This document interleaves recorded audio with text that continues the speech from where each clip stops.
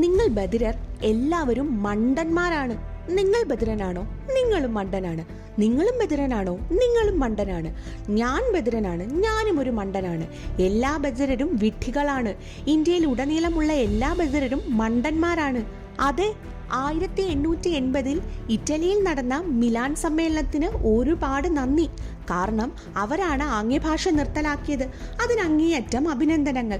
അവർ വളരെയധികം പരിശ്രമിച്ച് ഇതിനുള്ള ബദലായി ഓർലിസവും ഹിയറിംഗ് എയ്ഡും കൊണ്ടുവന്നു. ബധിരരെ സംസാരിപ്പിക്കാനും കേൾവിയുള്ളവരുമായി തുല്യതപ്പെടുത്താനുമാണ് ഇത് ചെയ്തത്. നോക്കൂ, ഞങ്ങൾ എല്ലാവരും വളരെ സന്തോഷത്തിലാണ്. ഞങ്ങൾ തികച്ചും ബുദ്ധിമാന്ദ്യമുള്ളവരായിരിക്കുന്നു. 1880 മുമ്പ് 1770-കളിൽ ബധിരർ തികച്ചും ബുദ്ധിമാന്മാരായിരുന്നു. ആശയവിനിമയം നടത്താനും വ്യാപാരങ്ങളിൽ ഏർപ്പെടാനും സൂക്ഷ്മ ബുദ്ധിയുള്ളവരായിരുന്നു. കാരണം അവർ ആംഗ്യഭാഷ ഉപയോഗിച്ചിരുന്നു. എന്നാൽ 1880 ശേഷം അവർ അവരിലേക്ക് തന്നെ ഒതുങ്ങിക്കൂടി. ആ സമ്മേളനത്തിന് നന്ദി. അവർക്ക് തീർച്ചയായും നന്ദി പറയണം. പറഞ്ഞേ മതിയാകൂ. എവിടെ ഒരു നന്ദി പറഞ്ഞ് അവരെ ഒന്ന് അഭിനന്ദിക്കാം.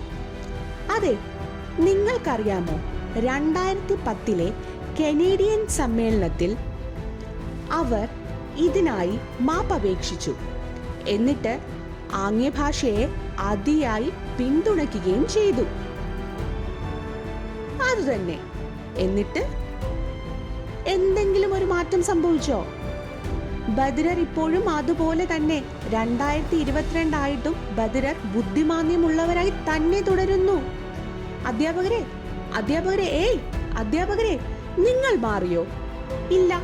1880 ആംഗ്യഭാഷയുടെ നിരോധനത്തിന് ശേഷം അധ്യാപകർ ഒന്നടങ്കം ഓറലിസത്തിന്റെയും ഹിയറിംഗ് എയ്ഡിന്റെയും ഗുണഗണങ്ങൾ പാടി നടന്നു. എന്നിട്ട് 2010 ക്ഷമാപണവും ആംഗ്യഭാഷയ്ക്ക് വേണ്ടിയുള്ള പ്രോത്സാഹനവും. അധ്യാപകരെ, എന്തു പറ്റി? നിങ്ങൾ ഇപ്പോഴും മിണ്ടാതിരിക്കുകയാണല്ലോ. കാരണം ഞങ്ങൾ ബധിരർ മണ്ടന്മാരായി തന്നെ തുടരണമെന്നാണോ? സ്ഥാനമാനങ്ങളോ? ശമ്പളത്തിനാണോ? എന്തിനു വേണ്ടി? രാഷ്ട്രീയമാണോ? വ്യവസായമോ? അതോ നിങ്ങൾക്ക് ഭയമാണോ? അതോ നിങ്ങൾ രക്ഷിതാക്കളെ പറഞ്ഞു പഠിപ്പിച്ചിരിക്കുകയാണോ ആംഗ്യഭാഷയേക്കാൾ ഓർലിസമാണ് നല്ലതെന്ന്? ആ ക്ഷമാപണത്തിന് ശേഷം ആംഗ്യഭാഷയെ പ്രോത്സാഹിപ്പിച്ചാൽ മാതാപിതാക്കൾ എതിർക്കുമെന്ന പേടിയാണോ? പിന്നെ എന്താണ്? തലമുറകളോളം ബധിരർ ഓർലിസം വെച്ച് പഠിച്ചാൽ മതിയെന്നാണോ? അതാണോ നിങ്ങൾക്ക് വേണ്ടത്? എല്ലാവരും എന്നോട് പറഞ്ഞിട്ടുള്ളത് അധ്യാപകർ ശ്രേഷ്ഠരായിട്ടുള്ളവരാണ്, ഗുരുക്കന്മാരാണ്. നമ്മൾ അവരുടെ പാദങ്ങൾ സ്പർശിച്ച് അനുഗ്രഹം വാങ്ങണം. അതിനുശേഷം മാതാപിതാക്കൾ.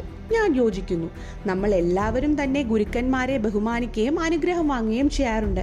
എന്നാൽ ബധിരർ ഇപ്പോഴും ശൂന്യകരങ്ങളിലാണ്. കാരണം എന്താണെന്നറിയാമോ? നിരപരാധികളായ ബധിരരായ കുട്ടികൾ യൂണിഫോമും ഇട്ട് ബാഗും തൂക്കി ഹിയറിംഗ് എയ്ഡും വെച്ച് സ്കൂളിലേക്ക് പോകുന്നു. സംസാരിക്കാൻ അവർ നിർബന്ധിതരാകുകയാണ്. അനുസരിച്ചില്ലെങ്കിൽ അധ്യാപകർ അവരുടെ കയ്യിലടിക്കും. അവരുടെ വായിലേക്ക് കരണ്ടിയിടുകയും സംസാരിപ്പിക്കാൻ പ്രോത്സാഹിപ്പിക്കുകയും ചെയ്യും. കുട്ടിയെ എത്ര അവഗണിച്ചാലും ഇത് തുടരും. ഇനി മേലധികാരികൾ വന്നാൽ എഴുന്നേറ്റ് നിർത്തി സംസാരിപ്പിക്കും. എല്ലാവരും ഇതിനെ പ്രശംസിക്കും. സ്കൂളിന് നല്ലൊരു തുക സംഭാവനയായി ലഭിക്കുകയും ചെയ്തു. ഹോ, അത്ര തന്നെ. ഇനി എന്ത്? അതേസമയം കേൾവിയുള്ള കുട്ടികൾ സ്കൂളിൽ പോകുമ്പോഴോ അനവധി അവസരങ്ങൾ ഉള്ളതിനാൽ അവർ പഠിപ്പിൽ മികവ് തെളിയിക്കും. ഇതാണ് എനിക്കും വേണ്ടത്. എൻ്റെ 10 വർഷത്തെ വിദ്യാഭ്യാസ ജീവിതത്തിലാകെ 500 വാക്കുകളാണ് ഞാൻ പഠിച്ചത്. അത്രമാത്രം. അധ്യാപകരെ, ഒന്ന് മാറി ചിന്തിക്കാൻ ഇത്ര പ്രയാസമാണോ? ഒരു അധ്യാപകന്റെ കടമ എന്താണ്? അവരുടെ ഉത്തരവാദിത്തമല്ലേ കുട്ടികളെ ശരിയായ രീതിയിൽ പഠിപ്പിക്കാനും ഉയരത്തിലേക്ക് എത്തിക്കാനും? എന്നാൽ നിങ്ങളത് ആഗ്രഹിക്കുന്നില്ലേ? നിങ്ങൾ ബധിരർക്ക് ഓർലിസമാണോ പഠിപ്പിക്കുന്നത്? ഒന്ന് ശ്രദ്ധിക്കൂ. എനിക്ക് നിങ്ങളോട് പറയാനുള്ളത്, ബധിരരായ ഞങ്ങൾക്കും ഒരു നല്ല കുടുംബജീവിതം, കുഞ്ഞുങ്ങൾ, സ്വന്തമായ ഒരു വീട്, ഒരു കാറ്, അങ്ങനെ എല്ലാ സ്വപ്നങ്ങളുമുണ്ട്. ഞങ്ങൾ മണ്ടന്മാരല്ല. ഇതിനൊക്കെ ആരാണ് ഉത്തരവാദി? നിങ്ങൾ അധ്യാപകർ, ഡോക്ടർമാർ, പ്രിൻസിപ്പൽ, ഈ സമൂഹം. നിങ്ങളുടെ ചട്ടങ്ങൾ ഞങ്ങളിലേക്ക് അടിച്ചേൽപ്പിക്കുകയാണ്. നിങ്ങൾ ആംഗ്യഭാഷ അവഗണിച്ചിട്ട് ഞങ്ങളെ കുരങ്ങനെന്ന് വിളിക്കുന്നു. നിങ്ങൾ എല്ലാവരും ഓറലിസം, ഹിയറിംഗ് എയ്ഡ്, കോക്ലിയർ ഇംപ്ലാന്റ് തുടങ്ങിയവയെ പ്രോത്സാഹിപ്പിക്കുന്നു. ഇതാണ് ഞങ്ങളെ മണ്ടന്മാരാക്കുന്നത്. ഞങ്ങളുടെ സ്വപ്നങ്ങൾ നേടാനാകാത്ത നിങ്ങൾ കാരണമാണ്. ദയവായി നിർത്തൂ. ഇനിയെങ്കിലും ഒന്ന് നിർത്തൂ. ഞാനൊരു ഉദാഹരണം പറയാം. നിങ്ങൾ ആരെങ്കിലും ആണോ മഴ കണ്ടുപിടിച്ചത്? അതു ഞാനോ? അല്ല, പിന്നെ ആരാണ്? മഴ എന്നത് പ്രകൃതിദത്തമായ ഒരു പ്രതിഭാസമാണ്. മഴ കാരണം നിങ്ങൾ അസ്വസ്ഥരായേക്കാം. എന്നാൽ അത് തടയാൻ എന്തെങ്കിലും സാങ്കേതിക വിദ്യ കണ്ടുപിടിച്ചോ? അങ്ങനെ ചെയ്യാനാകുമോ? ഇല്ലല്ലേ. വേറെ എന്തെങ്കിലും ഒരു പോംവഴി കണ്ടുപിടിക്കാൻ ശ്രമിച്ചൂടെ? മഴ തടയാതെ നനയാതെ എങ്ങനെ പുറത്തു പോകും? മഴ എന്ന പ്രതിഭാസത്തിൽ നിന്നും രക്ഷ നേടാനായി നാം കുട കണ്ടുപിടിച്ചു. ഇതിൽ നിന്ന് എന്തെങ്കിലും മനസ്സിലായോ? ബധിരരായി ജനിക്കുന്നതും വളരെ സ്വാഭാവികമാണ്. ബധിരത സാധാരണമാണ്. ദയവായി അതിനെ മാറ്റി ഹിയറിംഗ് എയ്ഡ്, കോക്ലിയർ ഇംപ്ലാന്റ് എന്നിവ പകരം വയ്ക്കാതിരിക്കുക.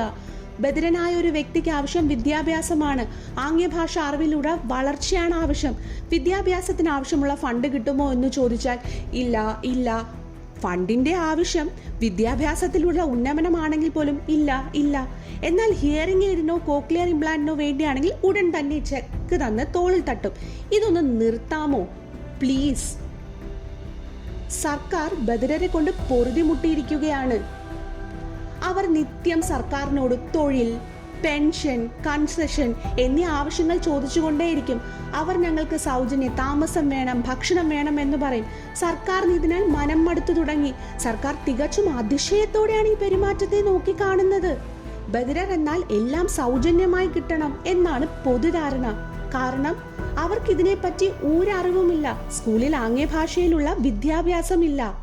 തൊഴിലവസരങ്ങൾ ഇല്ലാതാകുമ്പോൾ അവർ സൗജന്യ ആദായങ്ങൾക്കായി സർക്കാരിനോട് ചോദിച്ചുകൊണ്ടേയിരിക്കും. സ്കൂളിൽ ആംഗ്യഭാഷയിലുള്ള വിദ്യാഭ്യാസ രീതി ഉണ്ടെങ്കിൽ ബധിരർക്ക് സ്വന്തമായി ഒരു വ്യവസായം തുടങ്ങുകയോ മറ്റെന്തെങ്കിലും ചെയ്യാനോ സാധിക്കും. അങ്ങനെ അവർക്ക് ഇന്ത്യൻ സമ്പദ് വ്യവസ്ഥയിൽ പങ്കാളികളാകാനും സാധിക്കും.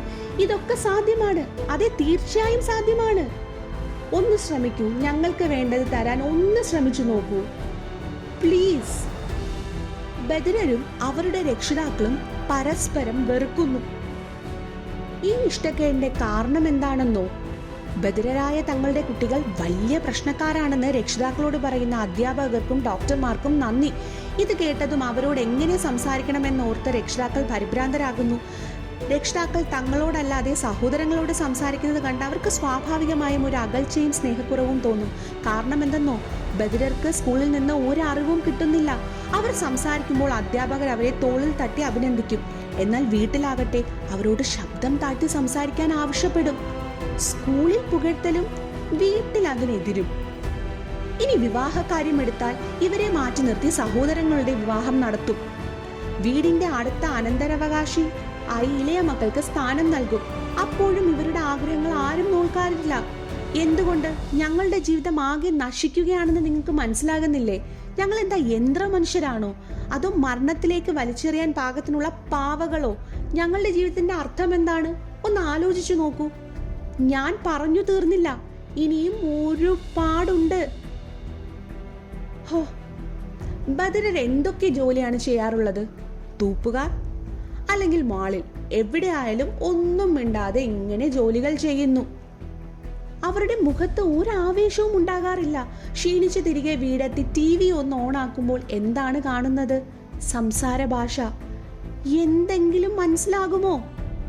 ആകെ കിട്ടുന്ന തുച്ഛമായ ശമ്പളത്തിൽ നിന്ന് കേബിളിനും ഇന്റർനെറ്റിനും കാശടയ്ക്കുന്നു. സിനിമകളിൽ ആംഗ്യഭാഷ വേണമെന്ന് ആവശ്യപ്പെട്ടാൽ അത് ശരിയാവില്ല എന്ന് സിനിമാക്കാർ അഭിപ്രായം പറയും. എല്ലായിടത്തും ഈ എതിർപ്പ് മാത്രം. ആംഗ്യഭാഷ ഉൾപ്പെടുത്തിയാൽ അതിന്റെ ഭംഗി പോകുമെന്നാണ് വാദം. സാധാരണ പ്രേക്ഷകരെ തൃപ്തിപ്പെടുത്താൻ സ്ക്രീനിൽ മറ്റൊന്നും പാടില്ലല്ലോ. പറയുന്നത് ശ്രദ്ധിക്കേണ്ട, ആംഗ്യങ്ങൾ നോക്കിയാൽ മനസ്സിലാവില്ലേ എന്നാണ് അവരുടെ പക്ഷം. ഞങ്ങൾ ബധിരർക്കൊന്നും മനസ്സിലാകണ്ടേ? ഞങ്ങളുടെ ജീവിതം മുഴുവൻ സഹായത്തിന് വേണ്ടി മറ്റുള്ളവരെ യാചിക്കണമെന്നാണോ? ഒന്ന് ജീവിക്കാൻ വേണ്ടി ഇങ്ങനെയൊക്കെ ചെയ്യണമെന്നാണോ? സുഹൃത്തുക്കളെ, ഒരുപാട് നന്ദി. എല്ലാ ഡെഫ് അസോസിയേഷനുകൾക്കും നേതാക്കൾക്കും ഒരുപാട് നന്ദി. ഇതിനൊക്കെ എതിരെ പൊരുതിയതിനും അവസരങ്ങൾ കൊണ്ടുവന്നതിനും.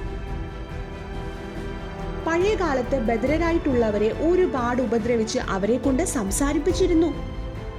ശരിക്കും കഷ്ടപ്പെട്ട് ജോലി പോലും കിട്ടാതെ മനം മടുത്താണ് അവർ പ്രതികരിക്കാനായി അസോസിയേഷനുകൾ രൂപീകരിച്ചത്. അവർക്കെല്ലാവർക്കും ഒരുപാട് അഭിനന്ദനങ്ങളും സ്നേഹാദരങ്ങളും. അധ്യാപകർ, പ്രിൻസിപ്പൽ, ഡോക്ടർമാർ, സമൂഹം ഇവരെല്ലാവരുമാണ് ബധിരരെ ഇത്രമേൽ ഇടിച്ചു താഴ്ത്തിയത്. തിരിച്ചു വരവനായുള്ള ഞങ്ങളുടെ വാദിക്കൽ ഇപ്പോഴും തുടരുന്നു. പക്ഷേ എന്നാൽ അറിവിന്റെ അളവ് അതിപ്പോഴും 0-ലാണ്. ഈ പോരാട്ടങ്ങൾ അടിച്ചമർത്തപ്പെടുന്നു എന്ന സത്യം വിഷമമുണ്ടാക്കുന്നവയാണ്. എന്താണ് ഇതിൻ്റെ ആവശ്യം? നമ്മൾ അന്താരാഷ്ട്ര ബധിരവാരം, അല്ലെങ്കിൽ ലോക ബധിരദിനം, ആംഗ്യഭാഷാ ദിനം ഇതൊക്കെ ആഘോഷിക്കാറുണ്ടല്ലോ. എനിക്ക് ഉറപ്പാണ് ഈ പരിപാടികൾക്ക് നിങ്ങൾ ഏതെങ്കിലും അധ്യാപകനെയോ പ്രിൻസിപ്പലിനെയോ ഡോക്ടറിനെയോ അതിഥിയായി വിളിക്കും. അവർ കൂടിപ്പോയാൽ ആംഗ്യഭാഷയെ AB അല്ലെങ്കിൽ ഒരു ചെറു ചിരിയോടെ അത് അവസാനിപ്പിക്കും. കഴിഞ്ഞു. പിന്നെ എന്താണ്? ശരിക്കും എനിക്ക് പറഞ്ഞു മതിയായി. നിങ്ങളുടെ ചിന്തകൾ മാറിയേ പറ്റൂ. ഇല്ലെങ്കിൽ ഞാനിനി കൂടുതലായി എന്തു പറയാൻ?